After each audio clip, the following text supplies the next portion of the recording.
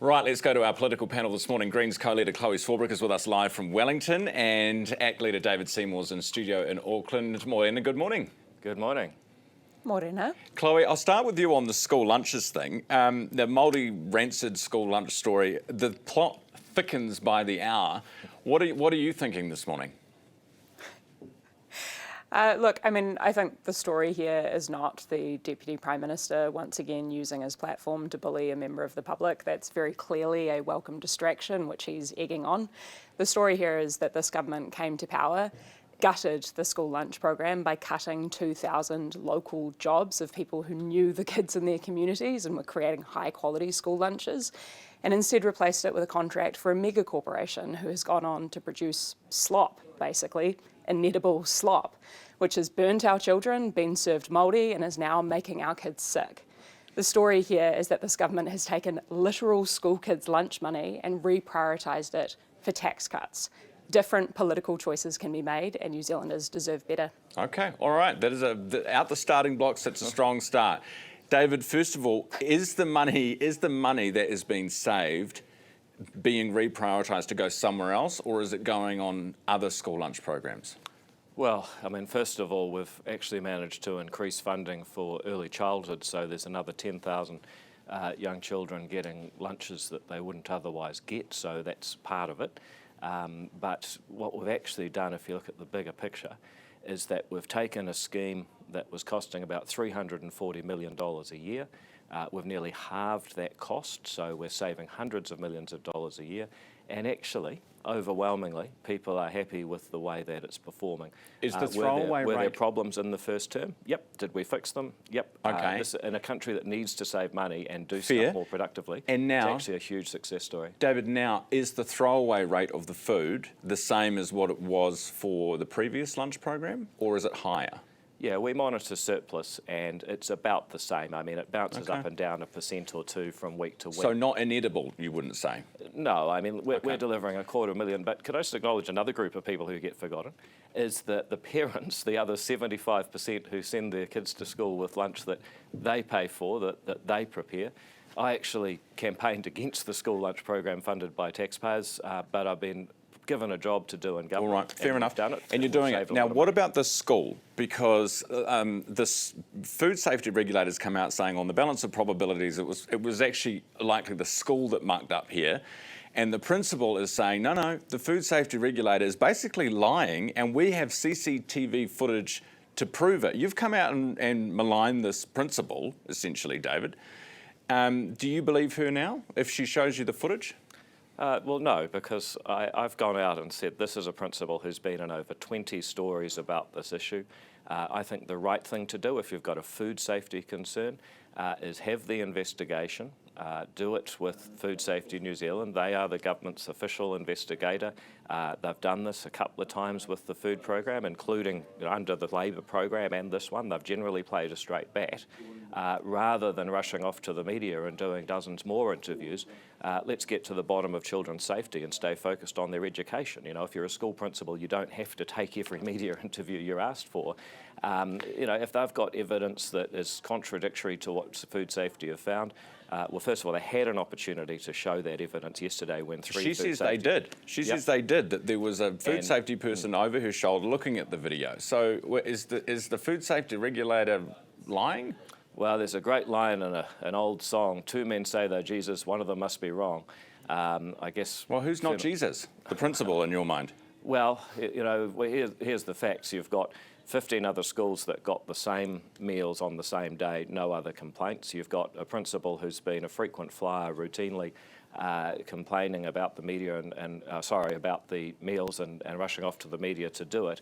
And you've got an official government body that's done an inquiry and made a finding that it was the school that did it. So there's always a possibility that, you know, it's not the school's fault, but you know, where else do you go with that? Chloe, I want to talk to you about the select committee yesterday, Finance and Expenditure, and the grilling that you gave Nicola Willis, and you got from her a piece of information, which is that they're not going to buy, we're not going to buy our way overseas out of the climate change obligations. But is the government actually on track currently for the next couple of climate budgets? And, you know, is this something that we need to be freaking out about? Well, a lot to unpack in all of that. So I guess first things first, what you're talking about in that grilling with Nicola Willis is something called our nationally determined contributions under the Paris Agreement. It's really important to note that this is something that was initially signed up to under John Key's national government.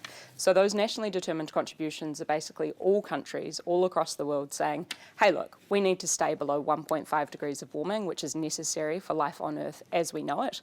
And here is what each of us individually as countries are going to do to meet those carbon emissions reductions. So other countries don't care how we meet that nationally determined contribution, those NDCs. We either do it domestically here at home, or we pay other countries to reduce their emissions. Long story short, basically because successive governments have kicked the can down the road on this issue, we knew back when actually James Shaw was the Minister for Climate Change that we were going to have to rely on working with other countries to reduce their emissions, as well as doing everything that we can do here domestically at home. However, since this government has come to power, they of course have shredded climate action, which has increased the liability for us to pay other countries to reduce their emissions because this government is refusing to do that here at home. So what happened at the Select Committee yesterday is I got on the public record that our Minister of Finance, in line with the Minister of Climate Change and our Prime Minister, have all committed to meeting the Paris Agreement nationally determined contribution. What that means is we have a commitment to meet it. And they are showing through their actions that we're not going to meet that domestically, which entails that we must therefore be paying other countries to meet that NDC. David, where does this... I'm confused because there's a Ministry for the Environment report that was out just 2 days ago now, and it says that we are on track to reach 2050 net zero goals. The next two budgets, emissions budgets, will be met. If you look at our emissions overall in the last year, they've actually come down. So I'm confused. We're hearing that we're not good, but then we're hearing from the Ministry of the Environment that maybe we are. What's going on? Well, it's pretty simple. New Zealand is not going to win any friends internationally or at home by killing our own economy in order to satisfy some target that other countries themselves are not actually pursuing seriously. We will do what the rest of the world does, but we're not going to send New Zealand farmers and New Zealand industry and New Zealand jobs overseas to pursue, frankly, a political goal. So that's as simple as that. You seem to be saying that we're not going to go ahead and do the Paris thing, if it's going to cost us. If others aren't doing it, then we won't do it either. That's right. I mean, we are not going to be the last people at the party, because that is A, bad for the economy, and B, bad for the environment. Chlöe, does that contradict what Nicola told you yesterday? It is a basket of contradictions, and the Minister of Finance contradicted herself in her own answers, let alone the stand up to the media after that Select Committee. But if I can just go back to that point that was being made just then about our farmers. Farmers are among those hit first and worst by climate change because of the fact that climate change contributes obviously to increasing frequency and severity of climate change charged weather events, but also it ultimately contributes to an atmosphere which means less predictability when it comes to our food growing capacity. So actually ensuring that we are investing in the just transition for our farmers is about building resilience and ensuring that we can grow high quality good food into the and yet future. somehow New Climate Zealand's change, I farmers also need to know, is a cost of living disaster. Out of business in order to achieve that goal. No one is saying that. In fact, what the Green Party has consistently shown is how it I don't think you're the right moving person on to tell farmers what they need. All right, we're moving on. Chlöe, well, actually, I'll go to you first on this, David. The Regulatory Standards Act. So we've got New Zealand First going to campaign against it at the election, and now potentially National going to campaign against it as well. Is this dead in the water? Not at all. And the first thing I would say is that we have a big problem in our country with productivity. You know, we actually are not earning enough. People talk about a cost of living crisis. I would say in the long term, that is a problem that we don't earn and produce enough to pay for the things that we want. Yeah, but how productive is the Act? How productive is the Act going to be if it's not there? Well, the reason that it'll be there is that every other party, except for ACT, has actually failed to say, where is your deregulation agenda? How are you going to improve? That's a hope strategy, Chlöe, isn't it? That's not going to keep the bill there. Just a second. This is, the productivity and the quality of regulation in New Zealand are important topics. Oh, I get it. I just make the point that the ACT Party has a clear strategy.